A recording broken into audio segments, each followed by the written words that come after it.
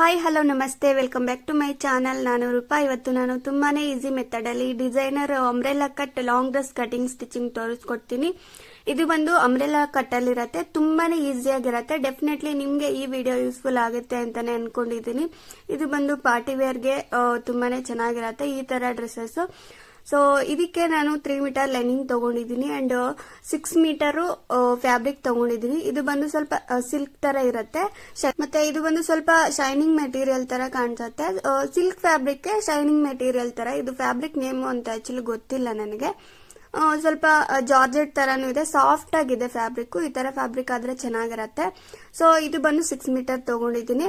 ಇದನ್ನ ಈ ರೀತಿ ಕಟಿಂಗ್ ಮಾಡಿದ್ದೀನಿ. 4.5 ಮೀಟರ್ ಬಾಟಮ್ ಪಾರ್ಟ್ ಗೆ ಸಪರೇಟ್ ಮಾಡಿದ್ದೀನಿ. ಮಿಕ್ಕಿರೋ ಫ್ಯಾಬ್ರಿಕ್ ಏನಿದೆ ಅದು ಬಾಡಿ ಪಾರ್ಟ್ ಗೆ ಅಂಡ್ ಸ್ಲೀವ್ಸ್ ಗೆ ಬೇರೆ ಫ್ರಂಟ್ ಅಲ್ಲಿ ಡಿಸೈನ್ ಮಾಡೋದಿಕ್ಕೆ ಆಗತ್ತೆ.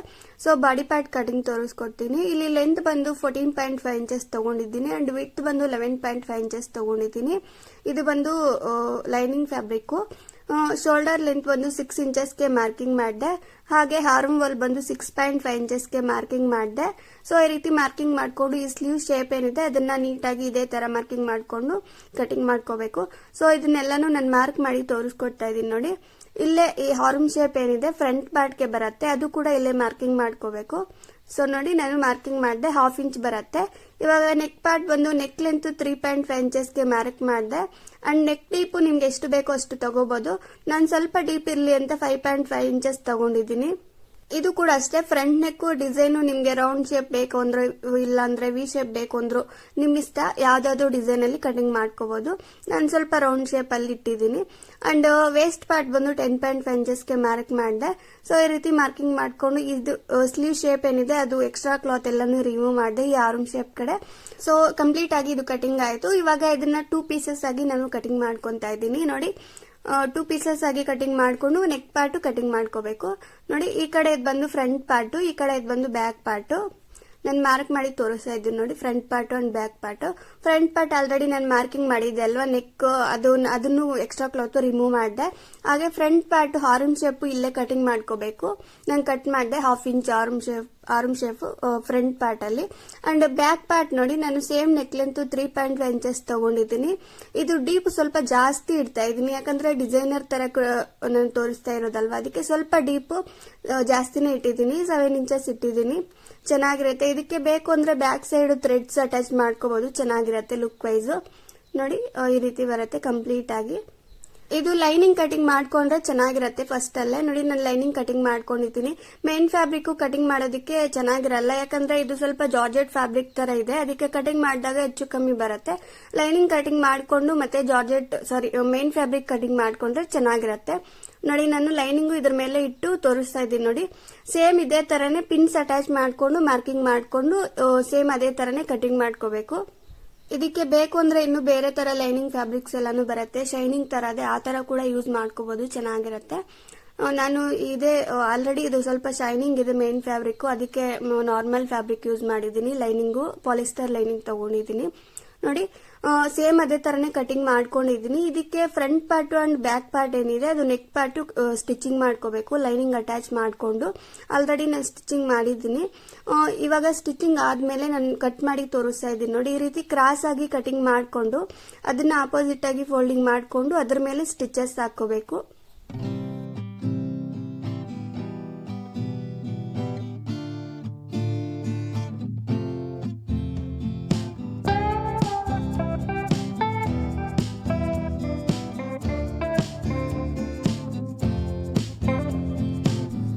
ನಾನು ಕಂಪ್ಲೀಟ್ ಆಗಿ ಇದ್ರ ಮೇಲೆ ಸ್ಟಿಚಿಂಗ್ ಮಾಡ್ಕೊಂಡಿದ್ದೀನಿ. ಈ ಮೇನ್ ಫ್ಯಾಬ್ರಿಕ್ ಏನಿದೆ ಬಾಡಿ ಪಾರ್ಟ್.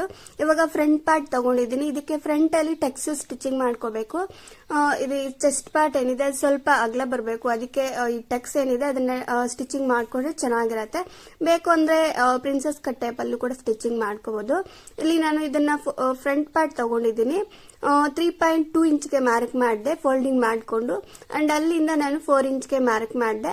ಸೊ ಈ ರೀತಿ 2 ಟಕ್ಸ್ ಏನಿದೆ ಅದು ಸೇಮ್ ಇದೇ ಮೆಥಡ್ ಅಲ್ಲೇ ಮಾರ್ಕಿಂಗ್ ಮಾಡ್ಕೊಂಡು 2 ಟಕ್ಸ್ ಸ್ಟಿಚಿಂಗ್ ಮಾಡ್ಕೋಬೇಕು. ಇದನ್ನ ಸ್ಟಿಚಿಂಗ್ ಮಾಡಿ ತೋರಿಸ್ಕೊಡ್ತೀನಿ.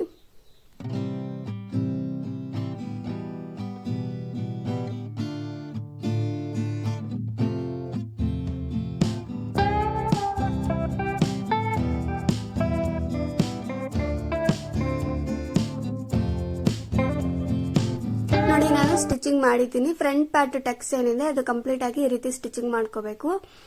ಇದಕ್ಕೆ ನಾನು ಲೇಸ್ ಬಾರ್ಡರ್ ತಗೊಂಡಿದ್ದೀನಿ. ಸಿಂಪಲ್ ಆಗಿರೋದೇ ತಗೊಂಡಿದ್ದೀನಿ. ನಿಮ್ಗೆ ಬೇಕು ಅಂದ್ರೆ ಇನ್ನು ಡಿಸೈನರ್ ಲೇಸ್ ಬಾರ್ಡರ್ ಎಲ್ಲಾನು ಬರುತ್ತೆ. ಇದು ಮಿರರ್ ವರ್ಕ್ ಆ ತರದೆಲ್ಲ ಯೂಸ್ ಮಾಡ್ಕೊಂಡ್ರೆ ಚೆನ್ನಾಗಿರತ್ತೆ. ನಾನು ಈ ತರ ಗೋಲ್ಡ್ ತರ ಇರೋದು ಚೆನ್ನಾಗಿರತ್ತೆ ಅಂತ ಇದನ್ನ ಯೂಸ್ ಮಾಡ್ತಾ ಇದ್ದೀನಿ. ಆಕ್ಚುಲಿ ಇದು ಬಾರ್ಡರ್ ಅಲ್ಲಿ ನಾನು ಕಟ್ ಮಾಡ್ಕೊಂಡು ಸಪರೇಟ್ ಮಾಡ್ಕೊಂಡು ಇದಕ್ಕೆ ಯೂಸ್ ಮಾಡ್ತಾ ಇದ್ದೀನಿ. ಸೊ ನೋಡಿ, ಇದನ್ನ ನೆಕ್ ಪಾರ್ಟ್ ಏನಿದೆ ಅದಕ್ಕೆ ಅಟ್ಯಾಚ್ ಮಾಡ್ತಾ ಇದ್ದೀನಿ.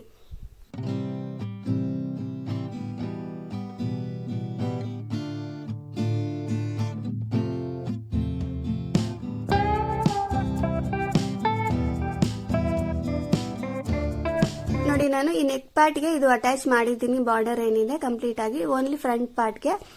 ಬ್ಯಾಕ್ ಪಾರ್ಟ್ ಹೇಳ್ದೆ ಅಲ್ವಾ, ಈ ರೀತಿ ಸ್ಟಿಚಿಂಗ್ ಮಾಡ್ಕೊಂಡಿದ್ದೆ ಕಂಪ್ಲೀಟ್ ಆಗಿ ಅಟ್ಯಾಚ್ ಮಾಡ್ಕೊಂಡು ಲೈನಿಂಗು. ಇವಾಗ ಈ ಫ್ರಂಟ್ ಪಾರ್ಟ್ ಬ್ಯಾಕ್ ಪಾರ್ಟ್ ಎರಡೂ ಅಟ್ಯಾಚ್ ಮಾಡ್ಕೊಂಡು ಶೋಲ್ಡರ್ ಪಾರ್ಟ್ ಸ್ಟಿಚಿಂಗ್ ಮಾಡ್ಕೋಬೇಕು. ಇವಾಗ ಸ್ಲೀವ್ಸ್ ಕಟಿಂಗ್ ತೋರಿಸ್ಕೊಡ್ತೀನಿ. ಸ್ಲೀವ್ಸ್ ನಾನು ಫ್ಯಾಬ್ರಿಕ್ 4 ಲೇಯರ್ಸ್ ಆಗಿ ಫೋಲ್ಡಿಂಗ್ ಮಾಡಿದ್ದೀನಿ. ಇಲ್ಲಿ ಲೆಂತ್ ಬಂದು 10.5 ಇಂಚಸ್ ತಗೊಂಡಿದ್ದೀನಿ ಅಂಡ್ ವಿಡ್ತ್ ಬಂದು 10 ಇಂಚಸ್ ತಗೊಂಡಿದ್ದೀನಿ. ಶಾರ್ಟ್ ಸ್ಲೀವ್ ತರನೇ ತಗೊಂಡಿದ್ದೀನಿ ಫ್ಯಾಬ್ರಿಕ್. ಫುಲ್ ಸ್ಲೀವ್ ಬೇಕು ಅಂದ್ರೆ ತಗೋಬಹುದು ಎಕ್ಸ್ಟ್ರಾ ಫ್ಯಾಬ್ರಿಕ್. ಇಲ್ಲಿ ನಾನು 2.5 ಇಂಚಸ್ಗೆ ಮಾರ್ಕ್ ಮಾಡಿದೆ. ಈ ಸ್ಲೀವ್ ಶೇಪ್ ಏನಿದೆ ಅದನ್ನ ತೆಗೆಯೋದಿಕ್ಕೆ. ಅಂಡ್ ಈ ಕಡೆ 7.5 ಇಂಚಸ್ಗೆ ಮಾರ್ಕ್ ಮಾಡಿದೆ. ಈ ಎಕ್ಸ್ಟ್ರಾ ಕ್ಲಾತ್ ಏನಿದೆ ಅದನ್ನ ರಿಮೂವ್ ಮಾಡೋದಿಕ್ಕೆ.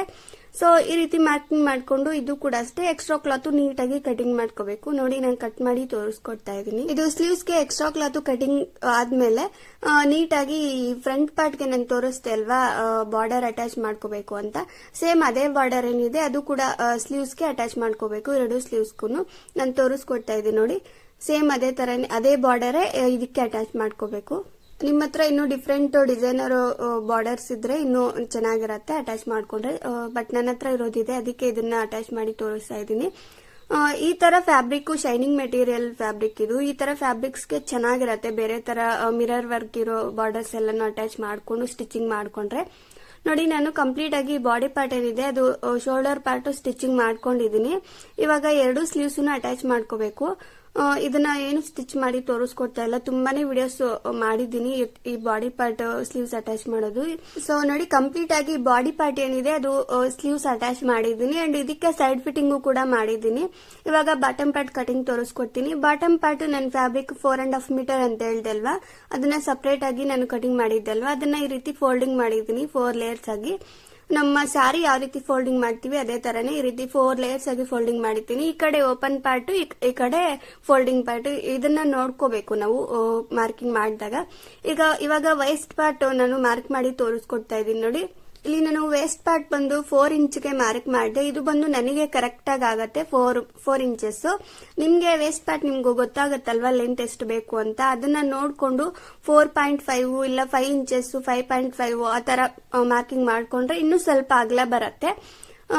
ಫಸ್ಟ್ ನೀವು 4 ಇಂಚಸ್ಗೆ ಮಾರ್ಕಿಂಗ್ ಮಾಡ್ಕೊಂಡು ಮತ್ತೆ ಎಕ್ಸ್ಟ್ರಾ ಕ್ಲಾತ್ ರಿಮೂವ್ ಮಾಡ್ಕೋಬಹುದು, ಚೆನ್ನಾಗಿರತ್ತೆ. ಅಂಡ್ ಇಲ್ಲಿ ನಾನು ಮಾರ್ಕ್ ಮಾಡಿ ತೋರಿಸ್ತಾ ಇದ್ದೀನಿ. ನೋಡಿ, ಲೆಂತ್ ಓನ್ಲಿ ಫ್ರಂಟ್ ಗೆ ಬರುತ್ತೆ. ಇದು 40 ಇಂಚಸ್ಗೆ ಮಾರ್ಕ್ ಮಾಡಿದೆ. ಫ್ರಂಟ್ ಅಲ್ಲಿ ಹೆಚ್ಚು ಕಮ್ಮಿ ಬರುತ್ತೆ ನಾವು ಕಟಿಂಗ್ ಮಾಡಿದಾಗ, ಯಾಕಂದ್ರೆ ಅಂಬ್ರೆಲಾ ಕಟ್ ಅಲ್ವಾ, ಅದಕ್ಕೆ ನಾನು ಫ್ರಂಟ್ ಅಲ್ಲಿ ಮಾತ್ರ 40 ಇಂಚಸ್ಗೆ ಮಾರ್ಕ್ ಮಾಡಿದೆ. ಸೊ ಅಲ್ಲಿಂದ ನಾನು 39 ಇಂಚಸ್ಗೆ ಮಾರ್ಕ್ ಮಾಡ್ತಾ ಇದ್ದೀನಿ. ಈ ಕಡೆ ಕಂಪ್ಲೀಟ್ ಆಗಿ ರೌಂಡ್ ಶೇಪ್ ಏನಿದೆ ಅದು ನೀವು ಫ್ರಂಟ್ ಅಲ್ಲಿ ಕೂಡ 39 ಇಂಚಸ್ ತಗೊಂಡ್ರೆ ಸ್ವಲ್ಪ ಮೇಲೆ ಬರುತ್ತೆ, ಯಾಕಂದ್ರೆ ಅಂಬ್ರೆಲಾ ಕಟ್ ಅಲ್ವಾ. ಈ ವೇಸ್ಟ್ ಹತ್ರ ನಾವು ಅಟ್ಯಾಚ್ ಮಾಡ್ತೀವಿ ಬಾಡಿ ಪಾರ್ಟ್ ಫ್ಯಾಬ್ರಿಕ್ಗೆ, ಅವಾಗ ಸ್ವಲ್ಪ ಹೆಚ್ಚು ಕಮ್ಮಿ ಬರುತ್ತೆ ಫ್ರಂಟ್ ಅಲ್ಲಿ. ಅದಕ್ಕೆ 40 ಇಂಚಸ್ ತಗೊಂಡ್ರೆ ಫ್ರಂಟ್ ಅಲ್ಲಿ ಕರೆಕ್ಟ್ ಆಗಿ ಬರುತ್ತೆ. ಕಂಪ್ಲೀಟ್ ರೌಂಡ್ ಶೇಪ್ ಏನಿದೆ ಅದು ಅಂಬ್ರೆಲಾ ಕಟ್ಟು. ಸೊ ನಾನು ತೋರಿಸ್ತಾ ಇದ್ದೀನಲ್ವಾ, ಇದೇ ಮೆಥಡ್ ಅಲ್ಲೇ ನೀವು ಕಟಿಂಗ್ ಮಾಡ್ಕೊಂಡ್ರೆ ಚೆನ್ನಾಗಿರತ್ತೆ. ನೀವು ಕಂಪ್ಲೀಟ್ ಆಗಿ ಕೆಲವ್ರು ತೋರಿಸ್ತಾರೆ ಇವಾಗ 38 ಇಂಚಸ್ ಅಂದ್ರೆ ಕಂಪ್ಲೀಟ್ ಆಗಿ 38 ಇಂಚಸ್ ಕಟಿಂಗ್ ಮಾಡ್ಕೊಂತಾರೆ. ಆ ತರ ಮಾಡ್ಕೊಂಡ್ರೆ ಫ್ರಂಟ್ ಅಲ್ಲಿ ಕರೆಕ್ಟ್ ಆಗಿ ಬರಲ್ಲ. ಅದಕ್ಕೆ ನಾನು ತೋರಿಸ್ತಾ ಇದ್ದೀನಿ. ನೋಡಿ, ಇದೇ ಮೆಥಡ್ ಅಲ್ಲೇ ನೀವು ಕಟಿಂಗ್ ಮಾಡ್ಕೋಬೇಕು. ಲೆಂತ್ ಇವಾಗ ನಿಮ್ಗೆ 37 ಬೇಕು ಅಂದ್ರೆ ಈ ಕಡೆ ಒಂದು 36 ಆ ತರ ತಗೋಬೇಕು. 1 ಇಂಚು ಎಕ್ಸ್ಟ್ರಾ ತಗೋಬೇಕು ಫ್ರಂಟ್ ಅಲ್ಲಿ. ನೋಡಿ, ನಾನು ಎಕ್ಸ್ಟ್ರಾ ಕ್ಲಾತ್ ಎಲ್ಲಾನು ರಿಮೂವ್ ಮಾಡ್ಕೊಂಡೆ. ವೇಸ್ಟ್ ಪಾರ್ಟ್ ಹತ್ರ ಮತ್ತೆ ಈ ರೌಂಡ್ ಶೇಪ್ ಏನಿದೆ ಇದು ಕಂಪ್ಲೀಟ್ ಆಗಿ ಈ ತರ ಬರುತ್ತೆ ಅಂಬ್ರೆಲಾ ಕಟ್ಟು. ಇದು ಬಂದು ಫುಲ್ ಫ್ಲೇರ್ ಬರುತ್ತೆ. ಇವಾಗ ಈ ಸೈಡ್ ಅಲ್ಲಿ ಏನಿದೆ ಎರಡೂನು ಆ ಕಡೆ ಈ ಕಡೆ ಸ್ಟಿಚಿಂಗ್ ಮಾಡ್ಕೋಬೇಕು. ಅಂಡ್ ಇದು ಬಂದು ಡಬಲ್ ಫೋಲ್ಡಿಂಗ್ ಮಾಡ್ಕೊಂಡು ಸ್ಟಿಚಿಂಗ್ ಮಾಡ್ಕೋಬೇಕು. ನೋಡಿ, ನಾನು ಕಂಪ್ಲೀಟ್ ಆಗಿ ಸ್ಟಿಚಿಂಗ್ ಮಾಡ್ಕೊಂಡಿದ್ದೀನಿ. ನೀವು ಇದು ಲೆಹೆಂಗಾ ಸ್ಕರ್ಟ್ ಏನಿದೆ ಅದು ಕೂಡ ಅಷ್ಟೇ ಇದೇ ಮೆಥಡ್ ಅಲ್ಲೇ ಸ್ಟಿಚಿಂಗ್ ಮಾಡ್ಕೋಬಹುದು. ನಿಮ್ಗೇನಾದ್ರೂ ಡಿಸೈನರ್ ಲೆಹೆಂಗಾಸು ಈ ತರ ಇಷ್ಟ ಆದ್ರೆ ಇದೇ ಫ್ಯಾಬ್ರಿಕ್ ಅಲ್ಲೇ ಲೆಹೆಂಗಾ ಕೂಡ ಸ್ಟಿಚಿಂಗ್ ಮಾಡ್ಕೋಬಹುದು, ಚೆನ್ನಾಗಿರತ್ತೆ ಇದೇ ಮೆಥಡ್ ಅಲ್ಲೇ. ಇವಾಗ ಇದಕ್ಕೆ ಲೈನಿಂಗ್ ತಗೊಂಡಿದ್ದೀನಿ. ಲೈನಿಂಗ್ ಬಂದು ಇಷ್ಟು ಅಂತ ಗೊತ್ತಾಗಲ್ಲ, ಯಾಕಂದ್ರೆ ನಾನು ಕಂಪ್ಲೀಟ್ ಆಗಿ 3 ಮೀಟರ್ ಲೈನಿಂಗ್ ತಗೊಂಡಿದ್ದೆ. ಬಾಡಿ ಪಾರ್ಟ್ಗೆ ಆಲ್ರೆಡಿ ಕಟಿಂಗ್ ಮಾಡ್ಕೊಂಡಿದ್ದೆ ಅಲ್ವಾ, ಅದಕ್ಕೆ ಆಗಿ ಮಿಕ್ಕಿರೋ ಫ್ಯಾಬ್ರಿಕ್ ಏನಿದೆ ಅದನ್ನ ಇದಕ್ಕೆ ಯೂಸ್ ಮಾಡ್ತಾ ಇದ್ದೀನಿ. ಲೈನಿಂಗು ನಾನು 35 ಇಂಚಸ್ ತಗೊಂಡಿದ್ದೀನಿ ಲೆಂತ್. ನೋಡಿ ಲೆಂತ್ ತೋರಿಸ್ತಾ ಇದ್ದೀನಿ. ಲೆಂತ್ ಇದು body part, so main fabric ಏನಿದೆ ಲೆಂತ್ ಅದು 39 ಇಂಚಸ್ ಇದೆ ಅಲ್ವಾ, ಇದು 35 ಇಂಚಸ್ ತಗೊಂಡಿದ್ದೀನಿ. ಇದನ್ನ ನಾನು 4 ಲೇಯರ್ಸ್ ಆಗಿ ಫೋಲ್ಡಿಂಗ್ ಮಾಡಿದ್ದೀನಿ ಲೈನಿಂಗ್ ಪಾರ್ಟ್. ಇವಾಗ ಮೇನ್ ಫ್ಯಾಬ್ರಿಕ್ ಏನಿದೆ ಬಾಟಮ್ ಪಾರ್ಟ್ ಆಲ್ರೆಡಿ ಕಟಿಂಗ್ ಮಾಡಿದೆ ಅಲ್ವಾ, ಅದನ್ನ ಈ ರೀತಿ ಫೋಲ್ಡಿಂಗ್ ಮಾಡ್ಕೊಂಡು ವೇಸ್ಟ್ ಪಾರ್ಟ್ ಮಾರ್ಕಿಂಗ್ ಮಾಡಿದೆ. ಸೊ ಈ ರೀತಿ ಮಾರ್ಕಿಂಗ್ ಮಾಡ್ಕೊಂಡು ಕ್ರಾಸ್ ಆಗಿ ನಾನು ಮಾರ್ಕ್ ಮಾಡ್ತಾ ಇದ್ದೀನಿ. ಈ ರೀತಿ ಮಾರ್ಕಿಂಗ್ ಮಾಡ್ಕೊಂಡು ಎಕ್ಸ್ಟ್ರಾ ಕ್ಲಾತ್ ರಿಮೂವ್ ಮಾಡ್ಕೋಬೇಕು. ಇದು ಕೂಡ ಅಷ್ಟೇ, ಮೇನ್ ಫ್ಯಾಬ್ರಿಕ್ ನಾನು ಯಾವ ರೀತಿ ಸ್ಟಿಚಿಂಗ್ ಮಾಡ್ಕೊಂಡೆ ಸೈಡ್ ಅಲ್ಲಿ ಸೇಮ್ ಅದೇ ತರನೇ ಇದಕ್ಕೂ ಕೂಡ ಸೈಡ್ ಅಲ್ಲಿ ಸ್ಟಿಚಿಂಗ್ ಮಾಡ್ಕೋಬೇಕು. ಇದು ಕೂಡ ಅಷ್ಟೇ, ಲೈನಿಂಗು 2 ಪೀಸಸ್ ಆಗಿ ಡಿವೈಡ್ ಮಾಡ್ಕೊಂಡು ಬೋತ್ ಎರಡು ಕಡೆನೂ ಆ ಕಡೆ ಈ ಕಡೆ ಸ್ಟಿಚಿಂಗ್ ಮಾಡ್ಕೊಂಡು, ಮತ್ತೆ ಈ ಕಡೆ ಏನಿದೆ ಇದು ಕೂಡ ಅಷ್ಟೇ ಸೇಮ್ ಡಬಲ್ ಫೋಲ್ಡಿಂಗ್ ಮಾಡ್ಕೊಂಡು ಸ್ಟಿಚಿಂಗ್ ಮಾಡ್ಕೋಬೇಕು. ನೋಡಿ ನಾನು ಆಲ್ರೆಡಿ ಸ್ಟಿಚಿಂಗ್ ಮಾಡಿದೆ. ಇದು ಇವಾಗ ಮೇನ್ ಫ್ಯಾಬ್ರಿಕ್ ಏನಿದೆ ಬಾಟಮ್ ಪಾರ್ಟ್ ಅದಕ್ಕೆ ಅಟ್ಯಾಚ್ ಮಾಡ್ಕೋಬೇಕು.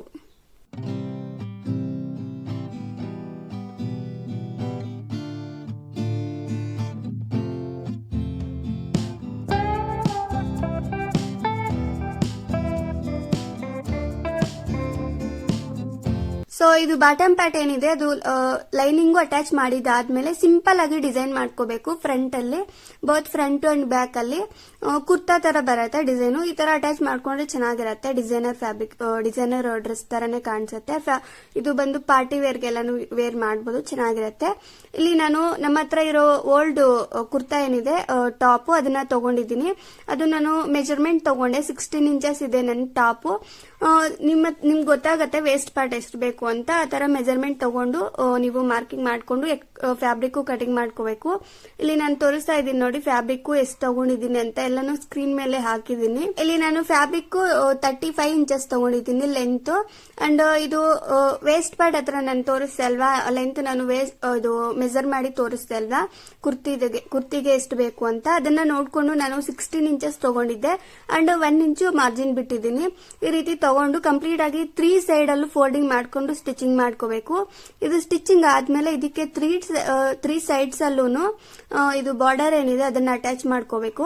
ನಾನು ಓನ್ಲಿ 2 ಸೈಡ್ ಅಲ್ಲಿ ಮಾತ್ರ ಬಾರ್ಡರ್ ಅಟ್ಯಾಚ್ ಮಾಡಿದ್ದೀನಿ ಅಂಡ್ ಫ್ರಂಟ್ ಅಲ್ಲಿ ಮಾತ್ರ ನಾನು ಬಾರ್ಡರ್ ಅಟ್ಯಾಚ್ ಮಾಡ್ತಾ ಇಲ್ಲ, ಯಾಕಂದ್ರೆ ಅದು ಸ್ವಲ್ಪ ಡಿಸೈನ್ ಬೇರೆ ಇದೆ.